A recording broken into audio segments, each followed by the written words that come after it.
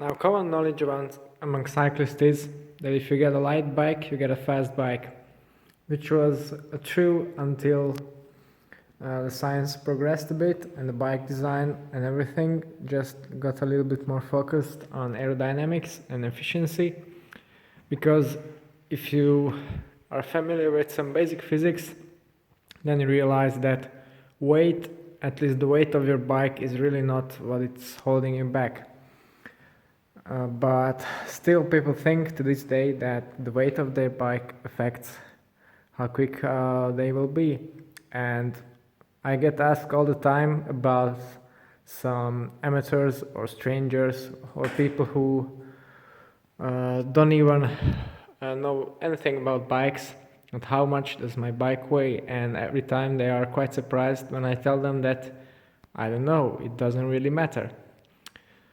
For first, it doesn't really matter because there's a minimum weight limit of 6.8 kilos that's enforced by the UCI. So even if you wanted to get a really light bike, you can't race it. And if you're interested in a really light bike, then you're probably interested in going fast and you probably are a racer. So even if you get a really light bike, you can't use it.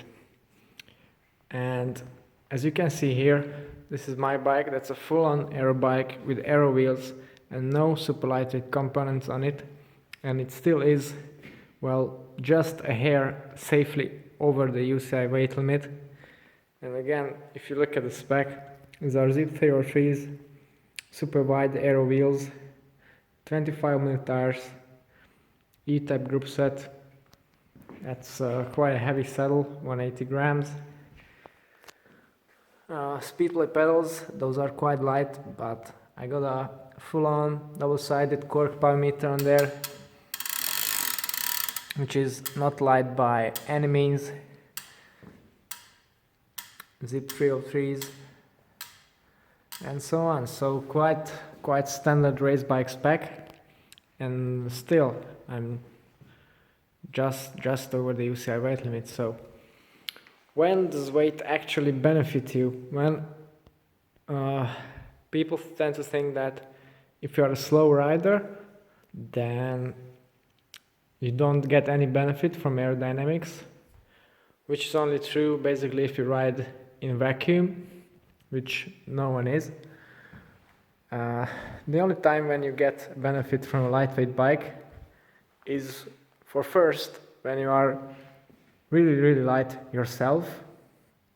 That means if you are a 100-kilo rider, no offense, but no cycling type whatsoever, and you get a 1 kilo lighter bike, then well, that's really not anything that will change your performance.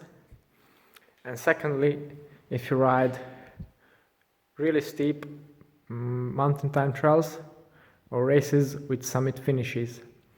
I wouldn't say actual mountains, because a 6.8 kilo bike, that's an aero bike or something with a similar weight, is going to perform better to the course of the whole stage than a climbing bike, because the climbing bike is only fast as long as you're going downhill, but it's really unusual for a stage to start at the bottom of the hill and finish at the top, because you have undulating terrain, downhills, straights, flats in between. So you need a bike that works well on all of them.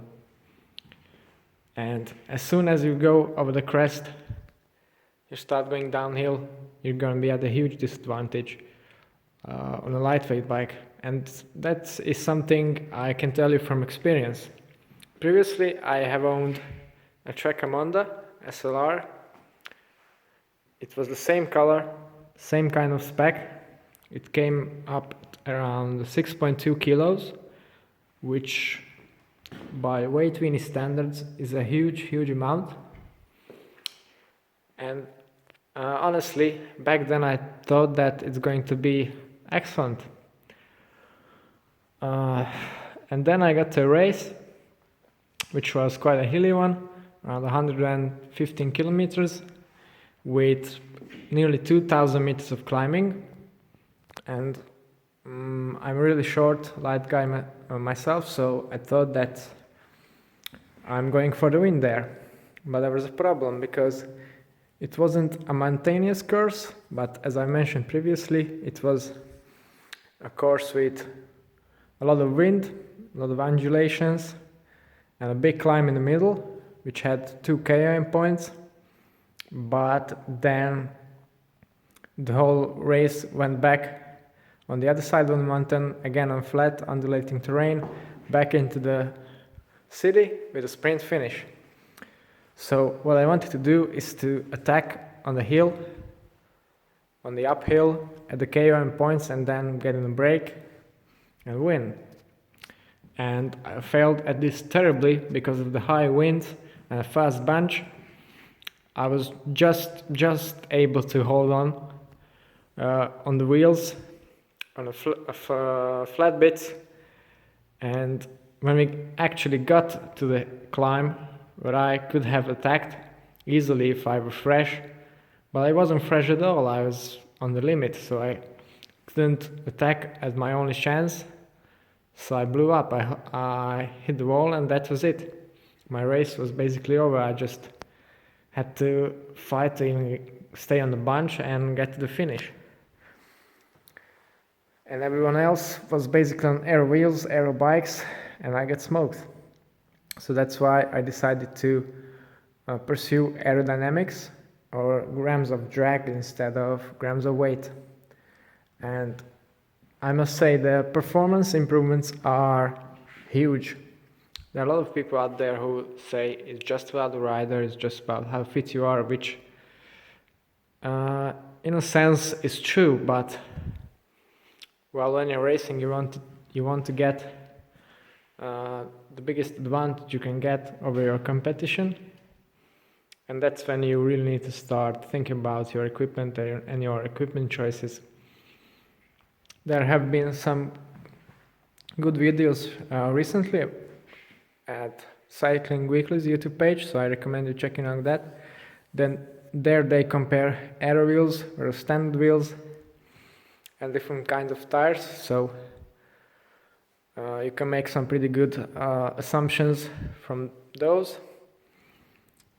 For now, these are my training wheels. I'm sticking with tubulars because they are really reliable, puncture proof, and also the Zip 303s can survive just about anything, so excellent for training. But I'm getting some other even faster wheels for the racing season really soon. So if you like to see more about that, then don't forget to subscribe to my channel and I'll keep you updated. And as I mentioned, I've got a lot of cool things coming up for my bikes. But until now, this is it. Thanks for watching. See you next time.